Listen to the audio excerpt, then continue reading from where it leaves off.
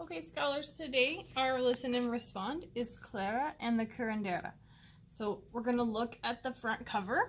So here it is. I see an older lady and I see a little girl and I see a puppy.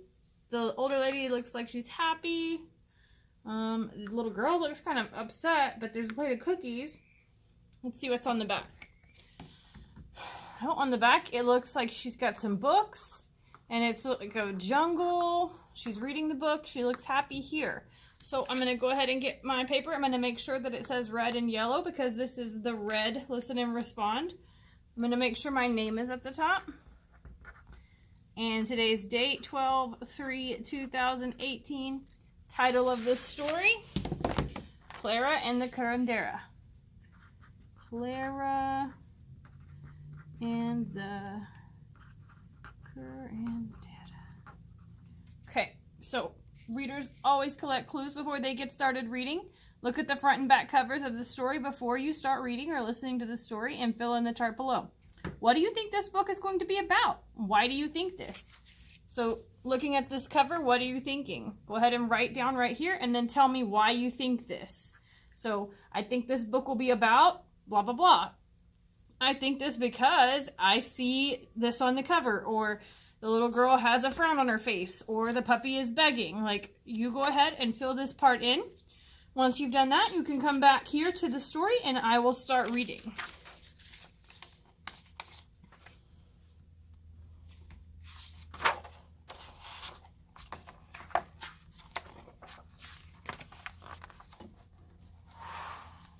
Once there was a little girl named Clara who was grumpy. She was grumpy about having to take out the trash. She was grumpy about having to share her toys with her 7 brothers and sisters. She was grumpy about having to read 1 book a week for her reading journal at school.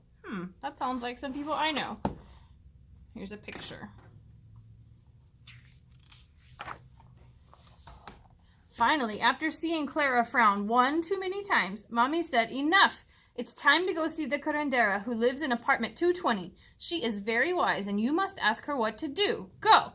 Grumpily, stormily, unhappily, Clara went.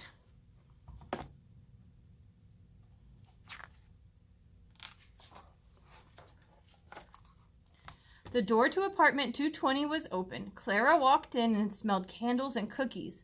"Sit, Clara," the Curandera said, smiling. "I hear you have been rather grumpy. Can you tell me why this is?" "I'm tired of not having any space or time to myself," Clara said with a frown. The Curandera took her hand and looked in her eyes.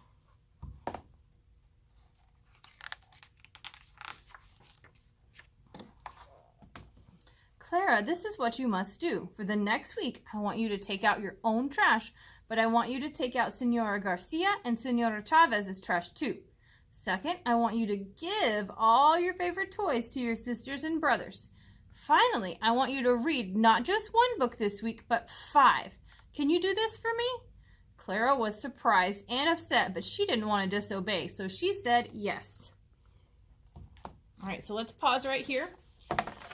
So our section says characters and setting. Readers know that understanding the characters and setting of a story help them understand what is going on in the story. List 2 characters from the story, and what do you know about them? So if you need some help with this, you can get your journal out and look at the traits section of the notes. You can look for inner traits and outer traits. So 2 characters from the story. I'm going to say Clara and the Curandera.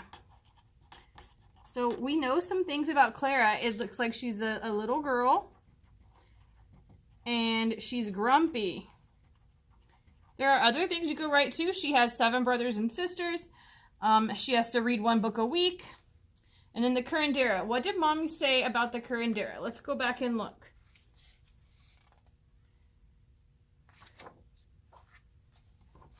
All right. So Mommy said, "Enough! It's time to go to the Curandera, who lives in apartment 220. She is very wise. You must ask her what to do." So I'm noticing that Mom is sending the girl to see this lady. So even if I don't know what this word means, I know that she's helpful. So I can put helpful down. Mommy also says that she's wise, so I'm going to put that she's wise. So what is the setting of the story? Remember, the setting of the story is where the story takes place. So your setting is always going to be a location or a place that you have to go to or that the story is happening in. I noticed on that other page that Mommy said that they were in an apartment. So I'm going to put is at Clara's apartment. Okay? So now let's go ahead and make our prediction. Readers always guess what might happen next. What do you think might happen next? So right here, this part is for you to kind of get an idea of what we're talking about, and this should be the same for everybody because I'm about to tell you what to write. So blank has happened in the story, so something I think might happen next is. So I'm going to say the part where Clara got advice from the Curandera has happened. So this part in this story has happened, and since this part in the story has happened, my prediction is you're going to make a prediction. What do you think might happen next? So I'm going to tell you one just so you see how to do it, but you may not use mine.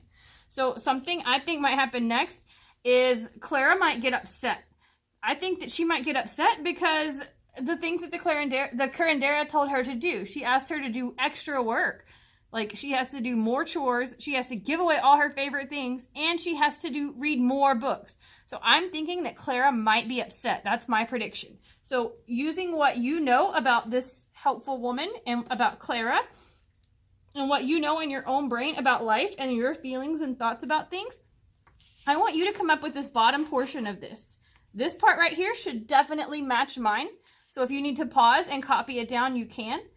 So it should say, Clara got advice from La Curandera has happened in the story. So something I think might happen next is blank. You're filling this part in. So go ahead and take a minute and do that. And when you get finished, you can jump back into the story.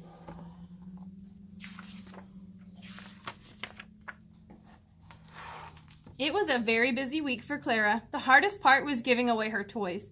She gave her little sister Anna her favorite stuffed cheetah and her brother Miguel her soccer ball. She gave her twin sisters her jump rope and her brother Juan a game of checkers.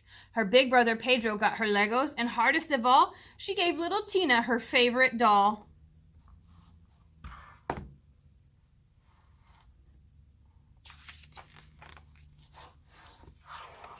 Her brothers and sisters were so happy that they were extra nice. Come play with us, Clara, they said. She spent the week jumping rope with the twins, playing checkers with Juan, and Legos with Pedro. The whole family played soccer together after dinner, and before bed, little Tina whispered, Clara, you're the nicest big sister in the whole wide world.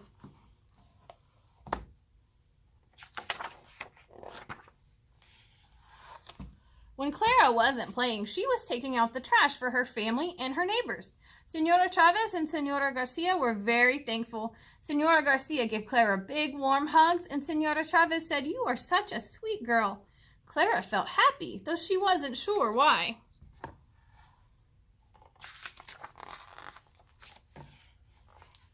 Clara's mommy took her to the library to find books she really liked. Clara found books about birds and butterflies and cheetahs and fish. She read them, and guess what? She liked them. Clara decided that she might want to be a veterinarian when she grows up.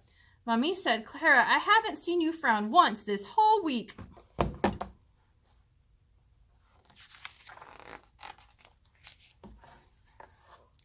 Clara went back to the Curandera's apartment at the end of the week. That wasn't too bad, she said. I don't think I've had time to be grumpy. The Curandera looked deep into her eyes and smiled. Very good. Now you can stop taking out everyone's trash, and you can stop reading one book a day. Also, I have a present for you. She gave Clara a brand new doll with brown curls and a pretty velvet dress. This is just for you. You don't have to share her if you don't want to. Clara left the Curandera's house surprised and more confused than ever.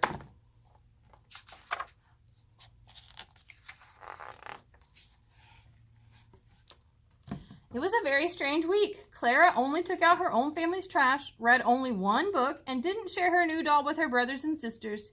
It seemed like she had lots of time and space to herself and hardly any chores at all. But guess what? Clara felt grumpy and even a little sad.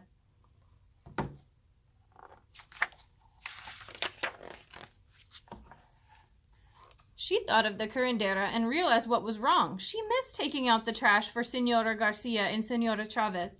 At least she missed their hugs and warm smiles and the special way they made her feel.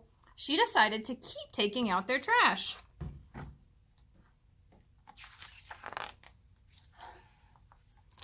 Clara missed reading so many books about animals, and she missed going on adventures with the characters in her books.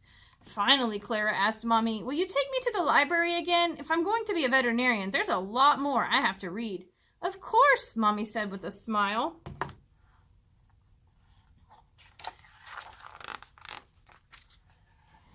Most of all, Clara missed sharing and laughing and playing with her brothers and sisters. So guess what? She asked little Tina if she wanted to play dolls and everyone else if they wanted to have a soccer game after dinner.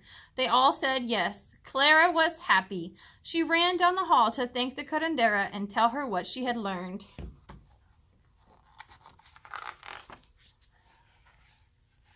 But when she got there, the curandera was busy talking to naughty Nicholas from down the hall.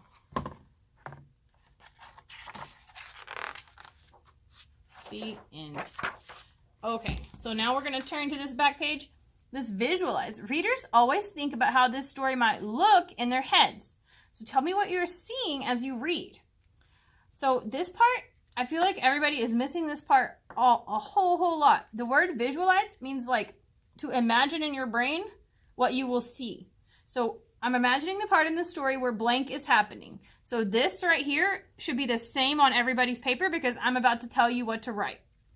I'm imagining it looks like blank. This is going to be your work. You're going to fill this part in, and then these three things are also going to be your work, okay? So I'm imagining the part in the story where Clara plays soccer with her family. Okay, so yours should look, this blank should say the same thing here. Clara plays soccer with her family is happening. I'm imagining it looks like. You're going to tell me what you think it looks like in this blank right here. I didn't leave enough space anyway, so I'm not going to write it. But you are going to write your answer to this question here. Then, 3 things to describe this are, you're going to tell me what you would see if you were watching Clara and her family play soccer. So I'm going to tell you one thing, and then I want you can have my one thing, or you can come up with 3 of your own, but you at least need to have 2 that are your own brain thoughts, okay? So one thing I see is smiling faces. Smiling faces because they're happy. They're all playing soccer as a family. So you need to come up with 2 other things that you see while they play soccer and describe them. Like pretend like I cannot see with my eyes and you have to tell me what to see. So for this part, we're going to summarize the story. Readers think about the most important parts of a book. So to summarize, I want you to tell me the beginning of the story, the middle of the story, and the ending. If you need help with this part, you can look at your notes for the retell a story. So retell a story notes. So if you get stuck on here and you don't know how to do it, you can look back. So in your own words, give me a summary of the story you just listened to. The story, this part in parentheses says title of the story. So that's telling me that I'm going to write the title right here. You should never have anything else there. It should always be the title of the story because you're practicing making a sentence. Clara and the Curandera talks about blank. And then it has characters in parentheses. So this tells me that the characters are going to go in this blank.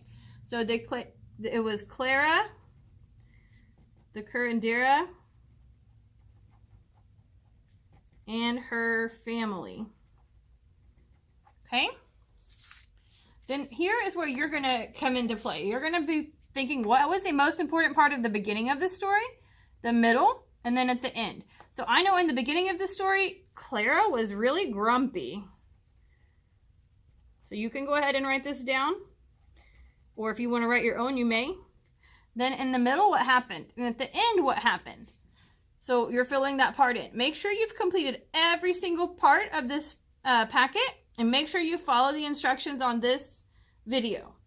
If you've completed this assignment, make sure your name is at the top. You can put it in the drawer for your grade. After that, you can move to work on anything that you may have that's not finished, that needs to be turned in. And then you may move to Lexia, IXL, or Moby Max.